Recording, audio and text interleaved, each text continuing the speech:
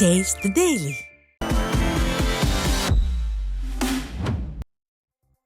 தூத்துக்குடி மாவட்டம் கோவில்பட்டியில் தமிழ்நாடு அனைத்து வணிகர் சங்கங்களின் பேரமைப்பு மாவட்ட நிர்வாகிகள் பதவியேற்பு விழா நடைபெற்றது. கூட்டத்தில் அந்த அமைப்பின் மாநில தலைவர் கொளத்தூர் ரவி பங்கேற்று புதிய நிர்வாகிகளுக்கு பதவி பிரமாணம் செய்து வைத்து பேசினார்.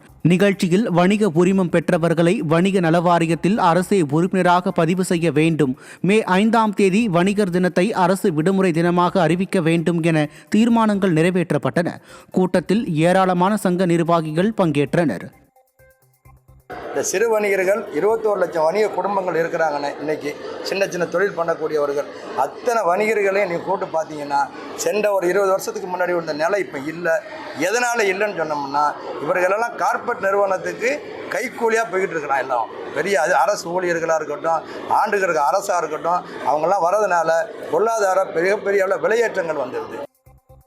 நீலகிரி மாவட்டம் கூடலூர் பேருந்து நிலையத்தில் இருக்கைகள் இல்லாததால் பயணிகள் கால் கடுக்க பேருந்துக்காக காத்திருக்கும் அவல நிலை நீடித்து வருகிறது. தமிழக, கேரள, கர்நாடக எல்லையில் உள்ள கூடலூருக்கு நாள்தோறும் ஆயிரக்கணக்கான மக்கள் வந்து செல்வது வழக்கம். இதனால் கூடலூரில் பேருந்து நிலையம் அமைக்க கடந்த அதிமுக ஆட்சியில் டெண்டர் விடுக்கப்பட்டு பணிகள் தொடங்கப்பட்ட நிலையில் அதனை கிடப்பில் போட்ட விடியா திமுக அரசு 2 ஆண்டுகளுக்கு முன்பு பேருந்து நிலையத்தை திறந்து ஸ்டிக்கர் ஒட்டிக் கொண்டது. ஆனால் பயணிகள் அமர்வதற்கு இருக்கைகள் கூட அமைக்காததால் ஸ்டாலின் அரசால் ஸ்டிக்கர் ஒட்டும் வேலையை கூட சரியாக செய்ய முடியாதா என மக்கள் கேள்வி எழுப்புகின்றனர். தீபாவளி பண்டிகையை ஒட்டி விழுப்புரம் நகரில் உணவு பாதுகாப்புத்துறை அதிகாரிகள் கண்துடைப்பு சோதனை மேற்கொண்டனர். 70க்கும் மேற்பட்ட பேக்கரி மற்றும் இனிப்பு கடைகளில் உணவு பாதுகாப்புத்துறையினர் மேற்கொண்ட சோதனையில் காலாவதியான 15 கிலோ இனிப்பு மற்றும் கார வகைகள் பறிமுதல் செய்யப்பட்ட 15 கடைகளுக்கு 25,000 ரூபாய் அபராதம் விதிக்கப்பட்டது. இதை அறிந்த பொதுமக்கள் விடிய அரசிற்கு தீபாவளி போன்ற பண்டிகையின் போது மட்டும்தான் மக்களின் நினைவு வருவது போல் நடிப்பதாக சாடினர். கடலூர் மாவட்டம் சிதம்பரம் அருகே செல்வந்தர்களுக்கு மட்டுமே விடிய அரசு சாலை அமைப்பதாக குற்றம் சாட்டி சாலை மறியல் நடைபெற்றது. தண்டேஸ்வர நல்லூரில் விடிய அரசு 400 மீட்டர் வரை சாலை அமைக்கும் பணியில் ஈடுபட்டுள்ளது.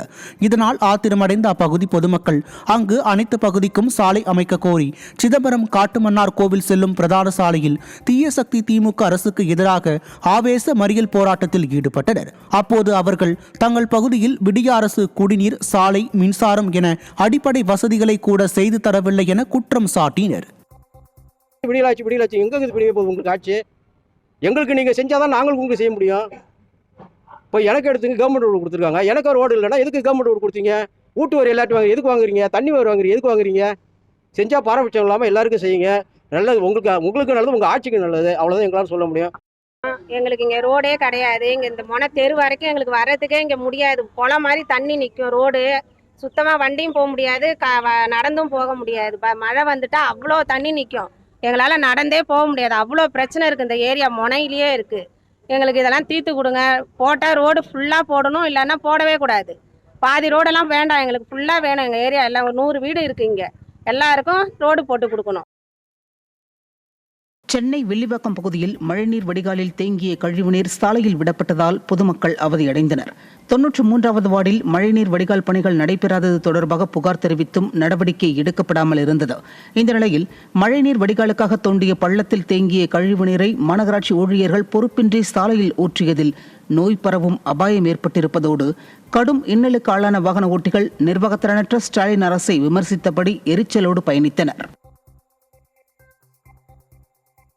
கடலூர் மாவட்டம் பூசித்தேரி கிராமத்தில் ஸ்டாலின் திறந்து வைத்த ஊராட்சி மன்ற கட்டிடத்திற்கான ரசீதை விடுவிக்க அரசு அதிகாரிகள் லஞ்சம் கேட்டு இழுத்தடித்ததால் கட்டிடத்திற்கு ஒப்பந்ததாரர் பூட்டு போட்ட சம்பவம் சீர்கெட்ட விடிய ஆட்சியால் மக்களுக்கு எந்த பயனும் இல்லை என்பதை மீண்டும் நிரூபித்துள்ளது.